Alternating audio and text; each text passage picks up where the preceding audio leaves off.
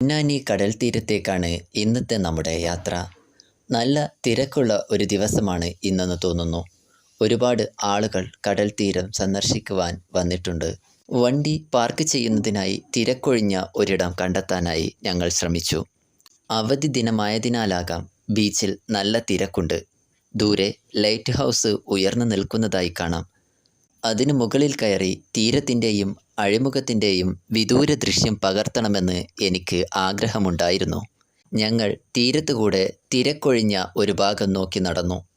മലപ്പുറം ജില്ലയിലെ ഒരു പ്രധാന തീരമാണ് പൊന്നാനി തീരം. ഭാരതപ്പുഴ അറബിക്കടലിൽ ചേരുന്ന അഴിമുഖ തീരം കൂടിയാണ് ഇത്.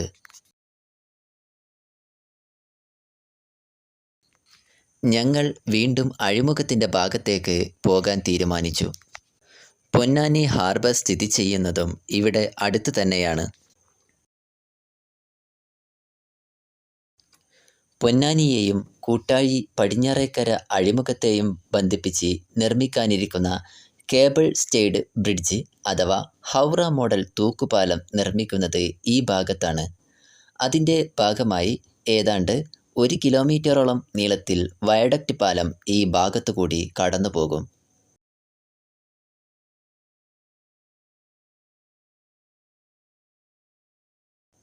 അഴിമുഖത്തേക്കുള്ള യാത്രയിൽ ഒരു ഭാഗത്തായി കണ്ട ഒരു കാഴ്ചയാണിത്.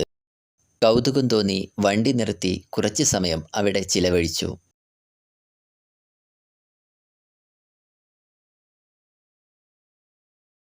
സൂര്യാസ്തമയത്തിന് മുമ്പ് അഴിമുഖ ഭാഗത്ത് എത്താനുള്ളതിനാൽ ഞങ്ങൾ വീണ്ടും അവിടെ നിന്ന് അഴിമുഖത്തിൻ്റെ ഭാഗത്തേക്കായി പുറപ്പെട്ടു.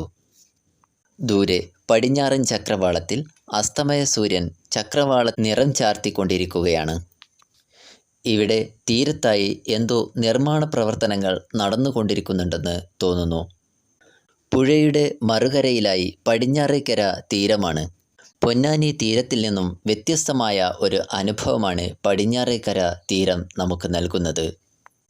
കേരളത്തിൻ്റെ ഓരോ കടൽ തീരവും വ്യത്യസ്തങ്ങളായ അനുഭവങ്ങളാണ് ഒരുക്കി വച്ചിരിക്കുന്നത്. പടിഞ്ഞാറേക്കര തീരം മുമ്പ് ഞാൻ സന്ദർശിച്ചപ്പോൾ ഒരു വീഡിയോ ചെയ്തിരുന്നു. ചിലർക്ക് ചൂണ്ടയിട്ട് മീൻ പിടിക്കുക എന്നത് ഒരു ഹോബി തന്നെയാണ്.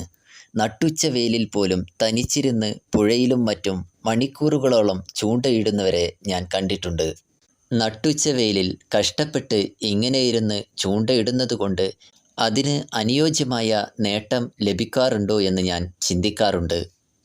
ചൂണ്ടയിട്ട് മീൻ ലഭിക്കുന്നതിൽ ഉപരിയായി അത് അവർക്ക് ഒരു മാനസികമായ ആനന്ദം നൽകുന്നുണ്ടായിരിക്കാം.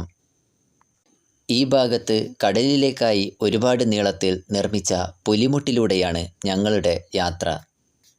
തീരദേശ ഹൈവേയുടെ ഭാഗമായി ഇരുകരകളെയും ബന്ധിപ്പിച്ചുകൊണ്ട് ഭാവിയിൽ വരുന്ന ഹൗറ മോഡൽ തൂക്കുപാലം DPR പ്രകാരം ഈ ഭാഗത്തു കൂടിയാണ് കടന്നു പോകുന്നത്. ചുണ്ടൻ വള്ളത്തിൻ്റെ ആകൃതിയിലായിരിക്കും പാലത്തിൻ്റെ ഡിസൈൻ. ഗതാഗതത്തിനും ടൂറിസത്തിനും കൂടി പ്രാധാന്യം നൽകിക്കൊണ്ട് നിർമ്മിക്കുന്ന ആ പാലം കൂടി നിലവിൽ വരുന്നതോടെ ഈ ഭാഗത്തെ ഗതാഗത, ടൂറിസം, വാണിജ്യ മേഖലകളിൽ വൻ കുതിപ്പിന് കാരണമാകും. ഇവിടെ നിന്നാൽ പൊന്നാനി തീരത്തിൻ്റെ പൂർണ്ണമായ ദൃശ്യം കാണാൻ കഴിയും. ഇപ്പോൾ ഞങ്ങൾ പൊന്നാനി തീരത്തിൻ്റെ എൻട്രൻസ് ഭാഗത്തു നിന്നും ഏകദേശം 1 കിലോമീറ്ററോളം ദൂരെയാണ്. അതുകൊണ്ട് തന്നെ ഈ ഭാഗത്ത് സന്ദർശകർ വളരെ കുറവാണ്. കടലിൻ്റെ ചാകരക്കോളിൽ പ്രതീക്ഷ അർപ്പിച്ച് തിരമാലയെയും കാറ്റിനെയും കീറിമുറിച്ച് കടലിൽ പോയി മീൻ പിടിച്ച് തീരത്തിന് പ്രതീക്ഷ നൽകിക്കൊണ്ട് മടങ്ങി വരികയാണ് ഓരോ തോണികളും. അവ പൊന്നാനി ഹാർബർ ലക്ഷ്യമായിക്കൊണ്ടാണ് വന്നുകൊണ്ടിരിക്കുന്നത്. പറഞ്ഞതിലും കണ്ടതിലും അധികമാണ് ഇവിടുത്തെ ഓരോ കാഴ്ചകളും. ഈ തീരം സന്ദർശിക്കുന്ന ഓരോരുത്തർക്കും വ്യത്യസ്തങ്ങളായ കാഴ്ചകളാണ് ഇവിടെ ഒരുക്കി വച്ചിരിക്കുന്നത്. തിരൂർ പുഴയും ഭാരതപ്പുഴയും കൂടിച്ചേർന്ന് വിശാലമായി പരന്നൊഴുകി അറബിക്കടലിലേക്ക് ചേരുന്ന പൊന്നാനി അഴിമുഖ തീരം